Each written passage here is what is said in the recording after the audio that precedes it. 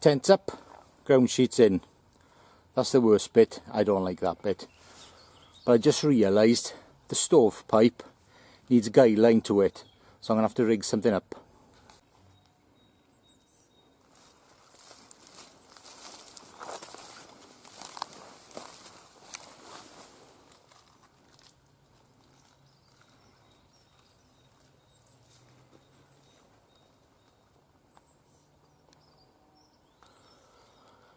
I'm going to cook in there tonight.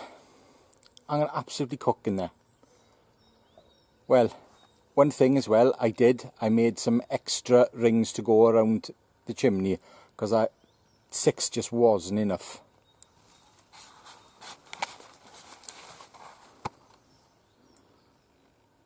Time to light the textbook fire. And I'm going to attempt to light this with just this one feather stick. And if you're wondering what the noise is, Russ is cutting down a dead standing birch. And he's still alive.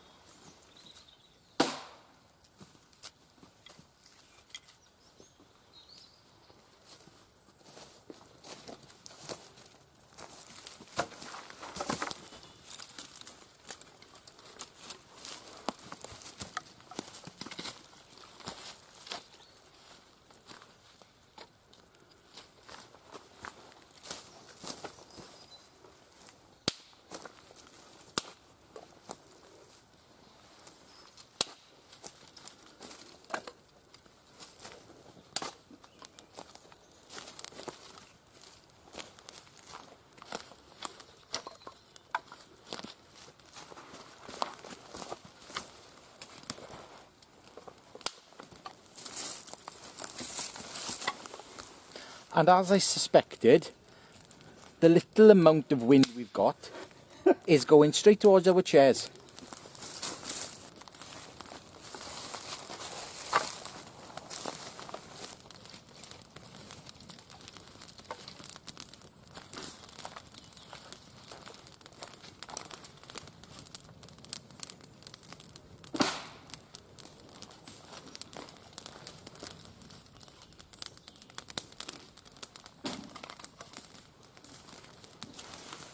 I'll keep these now to light my burner tonight.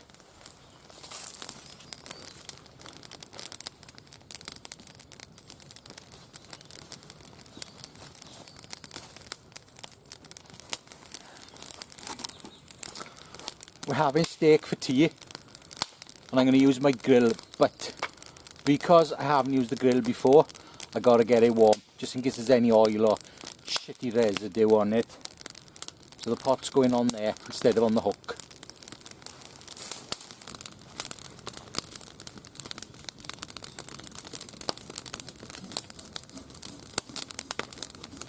Well, a cracking bit of textbook fire lighting. Never fail to light the fire up here in the dry. It's a piece of cake. When the last time I was up here, Nick and myself, I used my discs. Simple reason, it was soaking up here. Hit another one.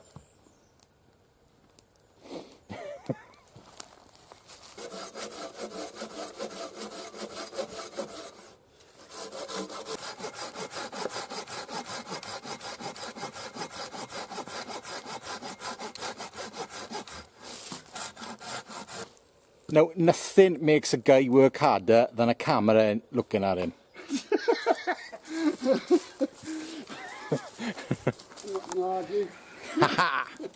Now, for those of you guys who've been watching me for a while, you may remember my search for an auger, a packable auger I could use various bits in. Well, the first attempt was crap. The second attempt I bought these, and now this is the third attempt, and this third attempt I actually found this months and months ago. I just haven't had the opportunity to use it, but I'm up here now, and must be about a year, perhaps more like 2 years ago. Scott put some legs on a nice big round. Well, they've rotten away, so I'm going to put some more legs on it.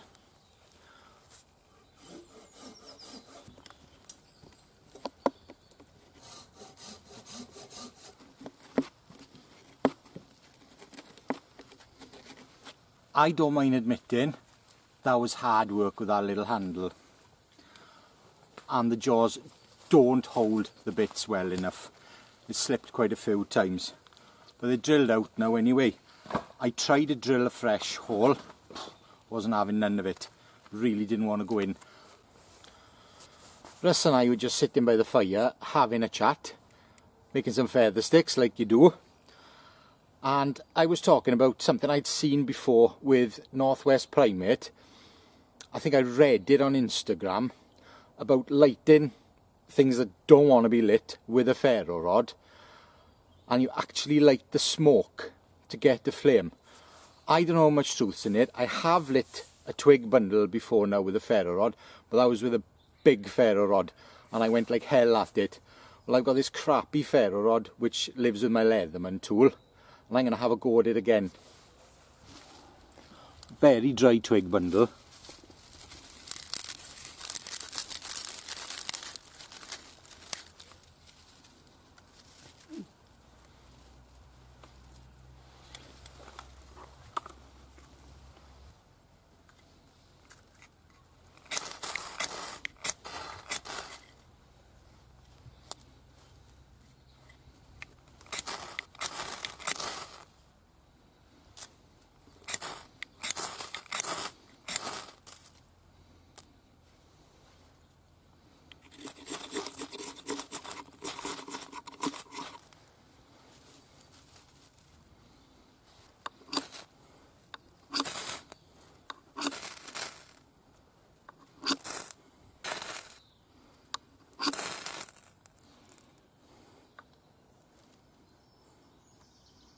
That's the third one now.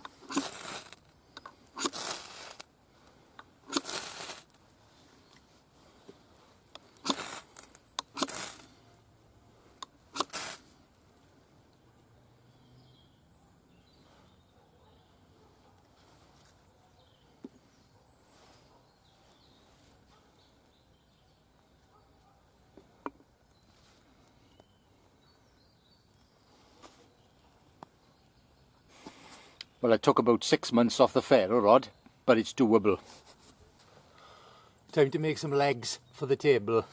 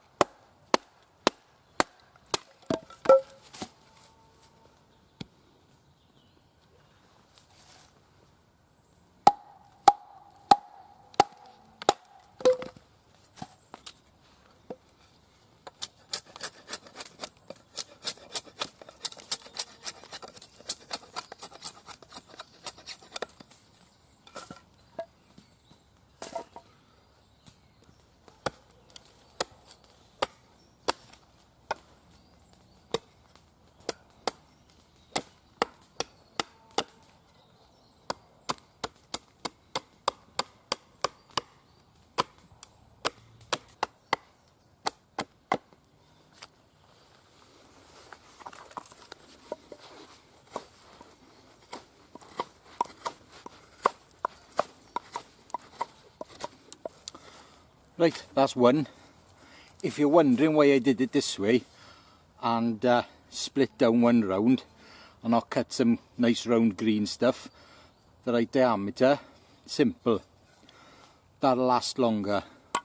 Season, no bark on it, should last quite a bit longer than using greenwood, because greenwood with bark on it will just rot. I'm going to crack on now, do the other 3.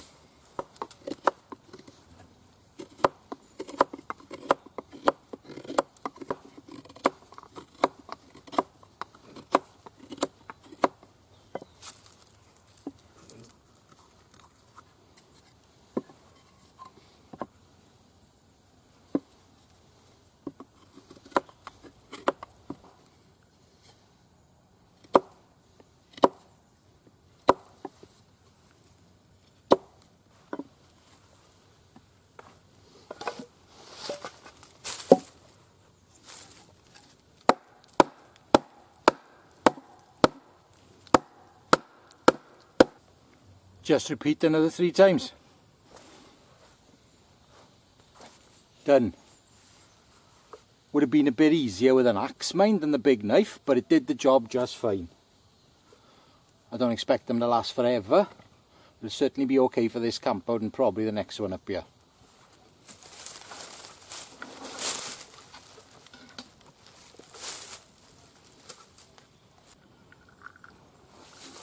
Check out how civilized we are. I am in my tent and I thought I'd show you my funky new setup to sleep in. May work, may not. We'll see. Here's my bag.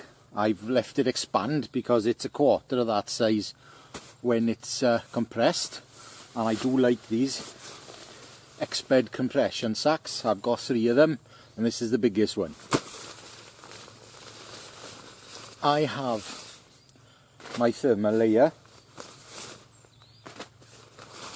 I have these which I've never tried before, which are I think they're Swedish Army sleeping socks, and they're pile lined. I'm going to try them out. I've got an Exped mat, and this is the small one, not the down mat.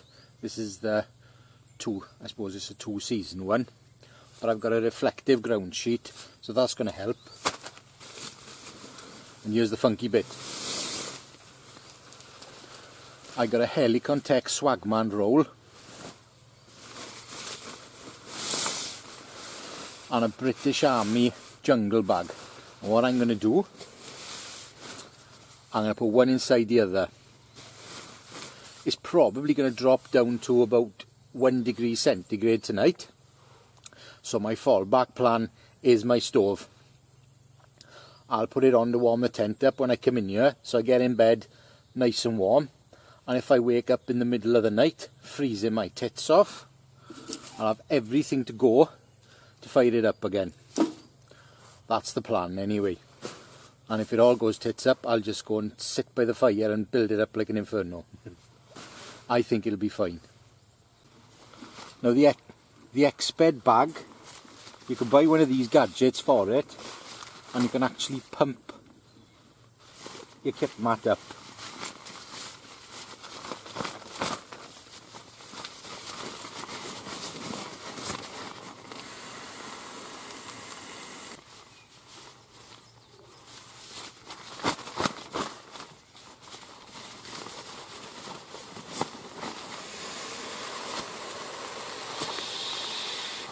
They're out.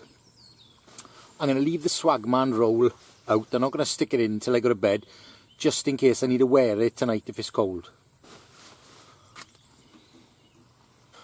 We're now going to start cooking our evening meal. And we got something special tonight. Ribeyes. Thick ribeyes from Marks and Spencer's. £11 each. Now I know what you're thinking, I should go to a local butcher. I don't care, because these are the dog's bollocks. These are really nice. And we're going to have it with boiled potatoes, sugar snap peas, and a red wine sauce. And in there is going to be bacon, mushrooms, and shallots, and obviously a bit of seasoning. Well, we're going to crack on with it now. I didn't bring a cutting board. but I have got a log. I'm going to attempt to split this in 3 to get a nice flat portion, and I'm going to cut the shallots up and things on that, and then I'm going to put my steak on it, because I don't particularly want to be cutting through the steak into my plastic plate.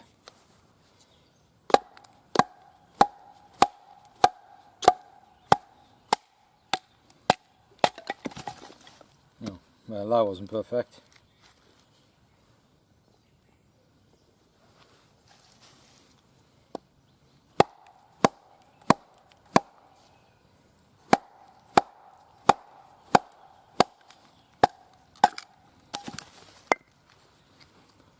That'll do.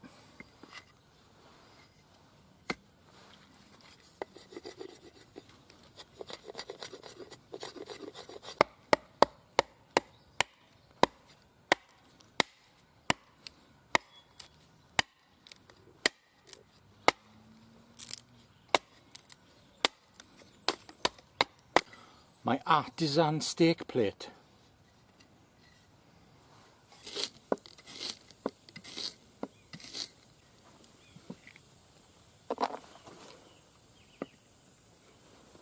There may be the odd stick in here, Russ. Yeah? Yeah, bit of roughage.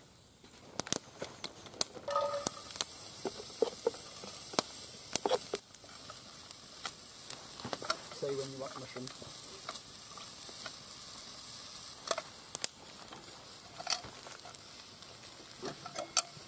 Oh, straggler.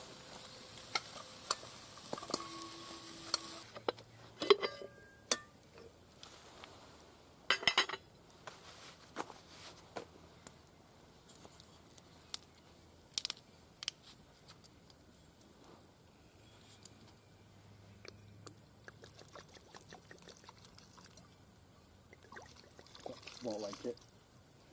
You'd be boiling the alcohol off anyway.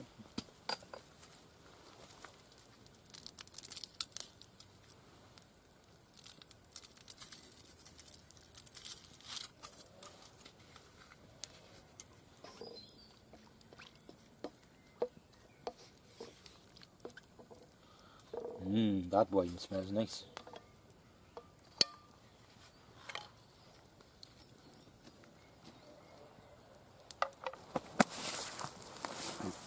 Well, that's reducing down nicely and it smells great. We've put our sauce now in my small pot, and that can stay there, and we'll just heat it up, and it tastes spot on. It's really nice. Did put an extra oxo cube in. I thought it needed a bit more, so extra oxo cube. We're going to sear the steaks in the Dutch oven. That's now nice and clean, and then as soon as the potatoes are done, we will be putting the steaks on the grill, cooking them. Now I like mine about medium. I don't know what you like, Russ. Medium. Same, he can give a shit as long as it goes down his throat. Yes, looking forward to this. I've even got a can of beer to have with it, and I'm not a big drinker. Unlike Russ, who's practically an alcoholic. Oh, thank you.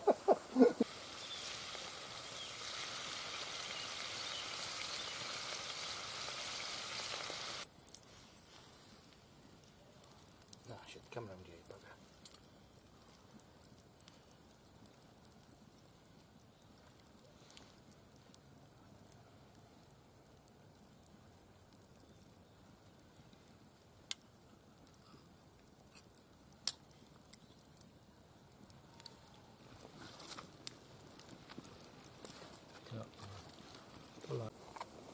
There you go, all cooked. Steak's a bit seared on one side, but I've cut it open and it is definitely medium, and I can't wait to eat it. I'm starving. Dinner at the table. Dinner at the table, my friend. You could join me with there. Give it a go. Should have brought a candle. A candelabra. Oh, fuck.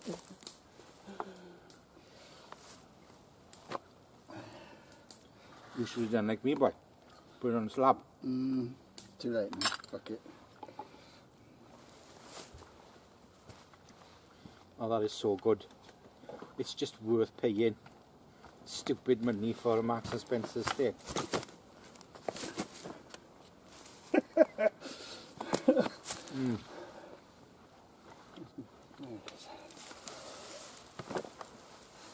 Survivalists, we ain't, Russell. Living like kings of Scott, we say.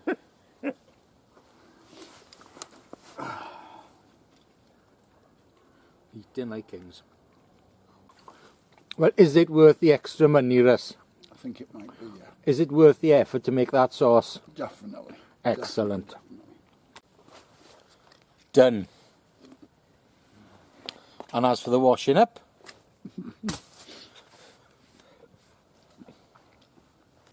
well, this was very civilised. My day tonight, Russell, is still eating. Oh, that was really good.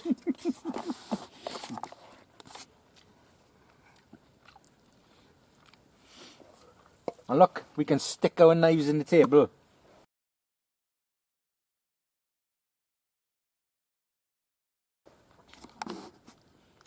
I can't see fuck all.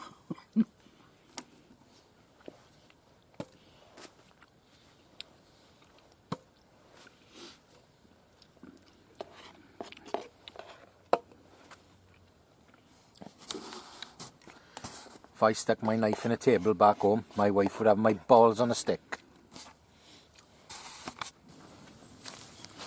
Can you see me in the darkness? Potatoes are boiling. We're going to see the steaks now. Shit, I had a waft of fucking warm air in my face then. I don't mind. Fucking hell, start again.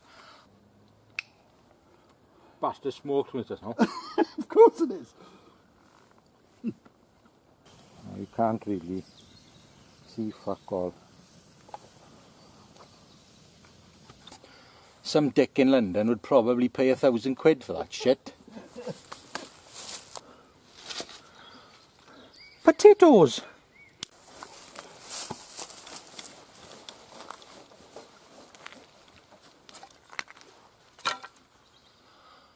Time to leg... Oh fuck, start again.